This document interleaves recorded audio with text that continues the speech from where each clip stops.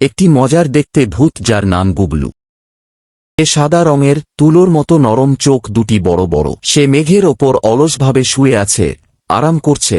আশেপাশে অন্য ভূতেরা ভয় দেখানোর পরিকল্পনা করছে। ভূত সমাজের ঘোষণা। ভূত সমাজের প্রধান ভয়ঙ্কর নাম ফটাফটি ভূত। বিশাল লাল চোখ ও বড় দাঁতযুক্ত এক শক্তিশালী ভূত অন্য ভূতদের সামনে দাঁড়িয়ে ঘোষণা দিচ্ছে, যে ভয় দেখাতে পারবে না তাকে ভূত সমাজ থেকে বের করে দেওয়া হবে। আশেপাশে অনেক ভূত ভয়ে কাঁপছে, আর গুবলু অবাক হয়ে তাকিয়ে আছে।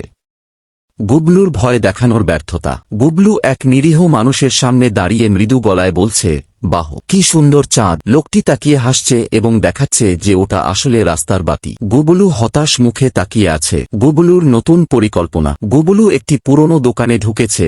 দোকানদার ঘুমিয়ে পড়েছে, আর ক্যাশ বাক্স খোলা রয়েছে। গুবলু ধীরে ধীরে টাকা গুছিয়ে রাখছে, যেন চুরি না হয়। ভালো গুবলু। একটি বাচ্চা রাতের বেলা পড়া মুখস্থ করছে, কিন্তু ভুলে যাচ্ছে। গুবলু বাতাসের মতো পাশে দাঁড়িয়ে বইয়ের পাতাগুলো উল্টে দিচ্ছে, যেন বাচ্চা সহজে উত্তর পেয়ে যায়। বাচ্চা অবাক হয়ে তাকিয়ে আছে। ভূতদের পরবর্তী বিচার সভা। ভূত সমাজের বড় এক বিচার সভা বসেছে।